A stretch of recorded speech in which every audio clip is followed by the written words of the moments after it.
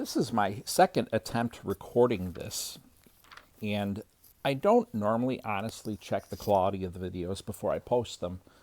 Often when I go to post them, I hear the first couple seconds, and I noticed when I was posting this posting for 2 Kings 16, the audio was it seemed absent, but when I listened to it, it was really quiet. So I'm re-recording it, and hopefully this recording is better, and hopefully that hasn't happened too often. If you notice something like that, feel free to throw it in the comments,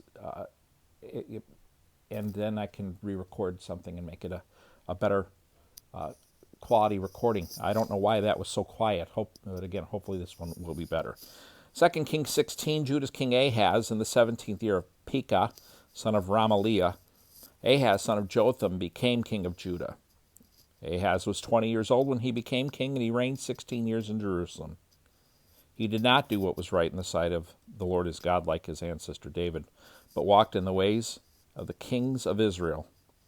He even sacrificed his son in the fire, imitating the detestable practices of the nations the Lord had dispossessed before the Israelites. He sacrificed and burned incense on the high places, on the hills, and under every green tree. Then Aram's king Rezin and Israel's king Pekah, son of Ramaliah, came to wage war against Jerusalem. They besieged Ahaz, but were not able to conquer him.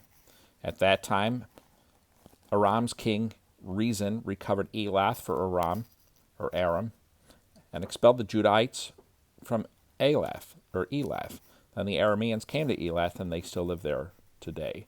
So Ahaz sent messengers to King Tiglath-Pileser of Assyria, saying, I am your servant and your son. March up and save me from the grasp of the king of Aram and of the king of Israel, who are rising up against me.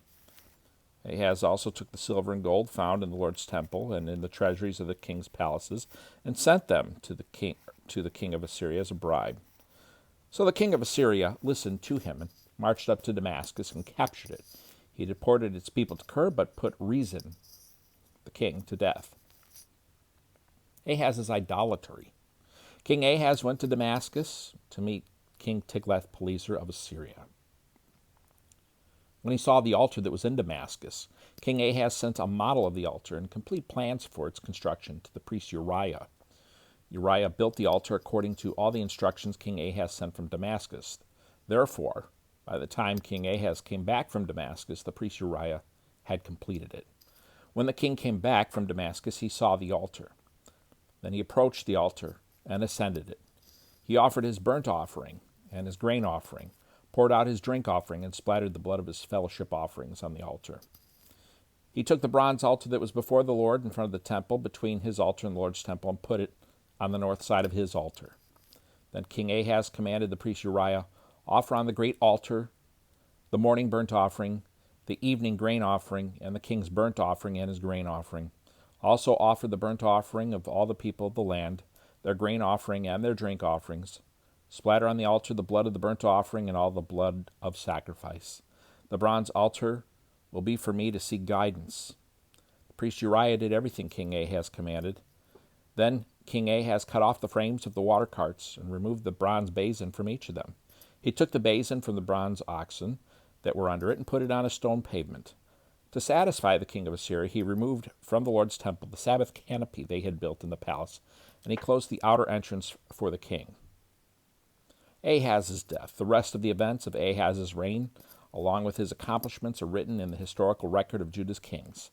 Ahaz rested with his ancestors and was buried with his ancestors in the city of David, and his son Hezekiah became king in his place. Now, that's chapter 16. Hezekiah, we'll get to him in two more chapters. He's chapter 18. He's a great king.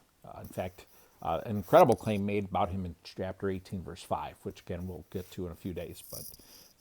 But Ahaz, you read an account. His father was good. His grandfather was good. His son's going to be good. And what's up with that guy? And it can be a little bit of a comfort if you see that you're walking with the Lord and a kid of yours is not, that you're not alone. There's lots of Bible characters like that. It's a small comfort because obviously we'd just be most comforted if our kids or grandkids walked with the Lord.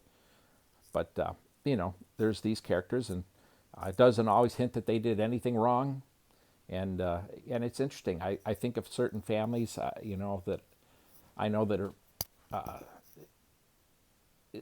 I just observe them that great parents that follow the Lord, and like maybe all the kids do too, except for one. There'll be like one. I saw it when I was growing up. That a good Christian family, church family, everybody, not a dysfunctional family in any way. The kids walk with the Lord, except for one. And one just didn't walk with the Lord. Part of the burnout crowd. Was a burnout, that kind of thing, and and it's why, I don't know.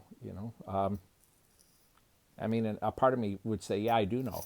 The Lord's sovereign, and He chooses to work in people, and others He, for whatever reason that He has, does not.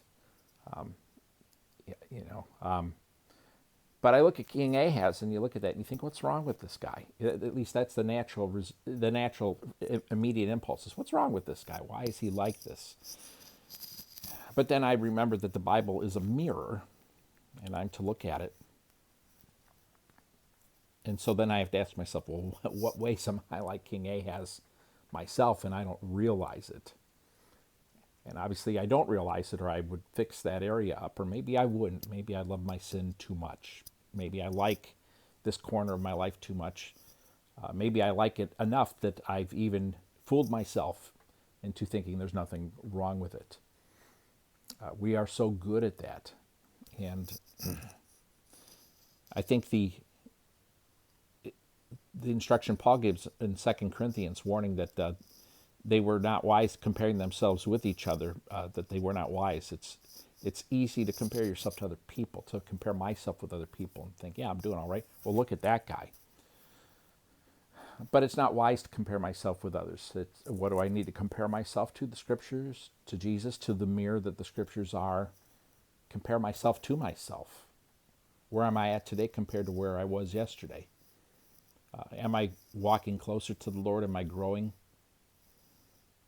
But then sometimes we can go on a backslide or a backtrack, and we don't even realize what it is because we think what we're doing is a good thing. So we always need the Lord's wisdom. We need humility. We need to be open. We need other voices. We need the church. We need the body.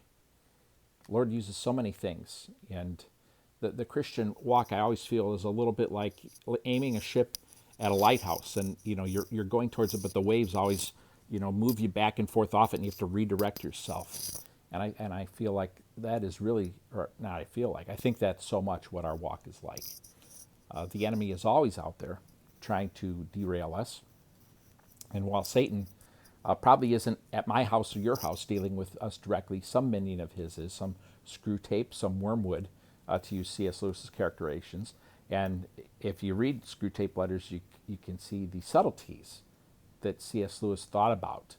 And C.S. Lewis being a mere man, a brilliant man, but a mere man, and the devil being an angelic, fallen angelic being, and his servants also being angelic beings, how much smarter are they than us? So if Lewis thought of those things, what are they thinking of? And thus we must depend on the Lord.